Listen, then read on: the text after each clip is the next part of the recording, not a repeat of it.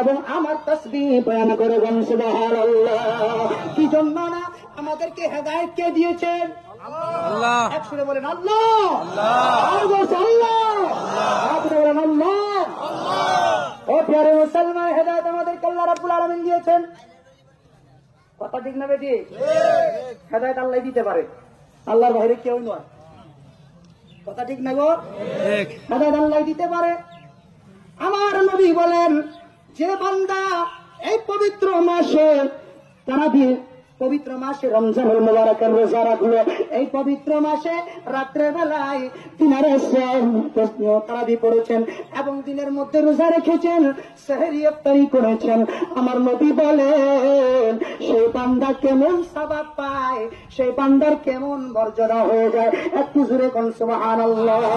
আমার নবী বলেন সেই বান্দা এমন হয়ে যায় যেমন আজ একটা বাচ্চা পয়দা হলো, তার মানে অনেক গুনাহ থাকে না? আজকে যারা বাচ্চা পয়দা হলো, সাপোজ আমার বাড়িতে একটা বাচ্চা পয়দা হলো, অনেকে আসতেছে, মুফতি সাহেব তো বিয়ে করে নাই, আমার বাচ্চা ওইদিকে হলো নাকি? তো যাই হোক, ইনশাল্লাহ দোয়া করবেন আল্লাহর কাছে, আল্লাহ যেন সব হয়ে যায় নাকি ইনশাল্লাহ। ও প্রিয় মুসলমান,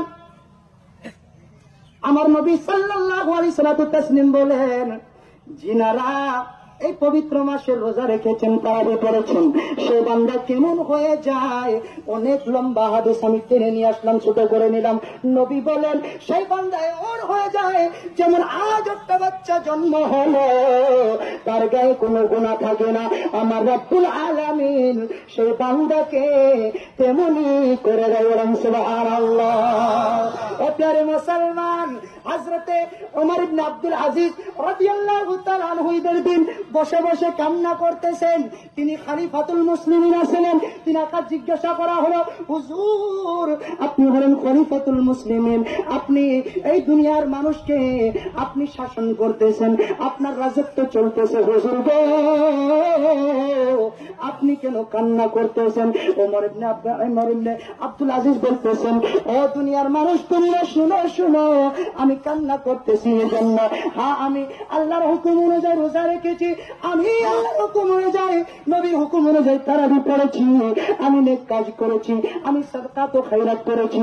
আমি বলতে পারবো না আজ আমার ইবাদত কবুল হয়েছে কিনা। আল্লাহু আকবার বলেন। ও প্রিয় মুসলমান, আমি বলতে পারবো না আমার ইবাদত কবুল হয়েছে কিনা, যার জন্য আমি কান্না করতেছি। আমার নবী সাল্লাল্লাহু আলাইহি ওয়াসাল্লামের একজন দেখেন খলিফা, তিনি কি বলতেছেন? তিনি দুনিয়ার মধ্যে শাসন করতেন। তিনি বলে, আমার ঈদ না ওয়াঈদ আমি বলতে পারবো না, ঈদ তো ওর জন্য যার ইবাদত কবুল হয়েছে, সুবহানাল্লাহ। যার রোজা কবুল হয়েছে তার জন্য ঈদ। ঈদ মানে সবাই জানে খুশি নাকি গো? ঈদ মানে কি? খুশি। ও নওজওয়ান সাথীরা একটু সাবধান, যেরকম সুবহানাল্লাহ। আমার ঘরে মুরব্বী যারা আছে না হাত উঠাবেন না, শুধুমাত্র নওজওয়ান ভাইয়েরা হাত উঠাবে। হাত ইয়া রাসূলুল্লাহ বলেন, নারে তাকবীর, নারে রিসালাত, নারে রিসালাত, নবী का दामन छोड़ेंगे, नबी का दामन छोड़ देंगे क्या? नहीं छोड़ेंगे। नबी जहां पर है हम वहां हैं।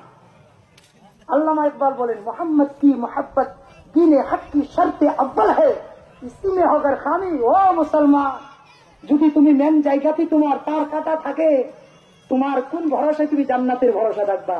প্রিয় মুসলমান, তারের একটু কানেকশন থাকতে হবে। আজ আমরা মাইকে কথা বলতেছি, এই লাউড স্পিকার আছে, যদি লাউড স্পিকার অ্যাম্পলিফায়ারের সাথে যোগ না থাকে, আমি কথা বললে আপনারা শুনবেন নাকি? মাইকে আওয়াজ যাবে? প্রিয় মুসলমান, মেন তার যদি কাটা থাকে তাহলে সমস্যা আছে। প্রিয় মুসলমান, বলতে চেয়েছিলাম ওমর ইবনে আব্দুল আজিজ তিনি কান্না করতেছেন, আজকে ওর জন্যই যিনি আজকের দিনে जिनार नामाज कबूल হয়েছে, जिनार रोजा कबूल হয়েছে, সাদকা ও খায়রাত দেওয়া কবুল হয়েছে, এতিমের উপরে রহম করা কবুল হয়েছে, তার জন্য ঈদ বলেন সুবহানাল্লাহ। বর্তমান জামানায় দেখা যায় जिनारा রোজা রাখে না, সবচেয়ে বেশি খুশি তার বাড়িতে, তার সবচেয়ে বেশি দামি কাপড় তার পিন্দরে। কথা ঠিক না বেঠি? ওই উমর ইবনে আব্দুল আজিজের একজন বাচ্চা ছিল, ওই দিন সকল বাচ্চারা নতুন কাপড় কিনবে।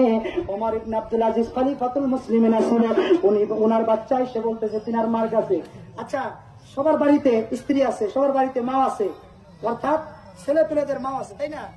আর আমাদের মুরব্বী হোক, জওয়ান ভাইরা হোক, তিনাদের মানে হোম মিনিস্টার বাড়িতে আছে, কথা ঠিক না ঠিক? ওয়াইফ আছে, স্ত্রী আছে। ওই ছেলে পেলেরা সবার প্রথম বাবার কাছে আগে কান্দাকাটি করে, ও বাবা আমার কাপড় দাও, ও বাবা আমার কাপড় দাও, বলে কি বলে বলে এই কথা বল না, বলে মার কাছে যায় আসল ধরে বলে, মা আমার কাপড় নাই, এবার আমি কিভাবে ঈদ করবো, কথা ঠিক না ঠিক? আরো জোরে বলেন সুবহানাল্লাহ। ওই ওমর ইবনে আব্দুল আজিজের ছেলে মায়ের আসল ধরে কান্দিতেছে, আম্মা জান আজ এই এলাকার মধ্যে যত মানুষ আছে সকলের ছেলেরা নতুন নতুন কাপড় পিনবে, কিন্তু আমার পিন্দনে নতুন কাপড় নাই। ও আম্মা জান আপনি বাবাকে বলে নতুন কাপড়ের ব্যবস্থা করে দেন। মায়ের সান্ত্বনা দিলে, দেয় না দেয় না, অনেক বাড়িতে দেয়, কিন্তু যদিও টাকা নাই মায়ে বলবে, আহা জোরে কোন সুবহানাল্লাহ, আরো জোরে কোন সুবহানাল্লাহ, আরো জোরে কোন সুবহানাল্লাহ।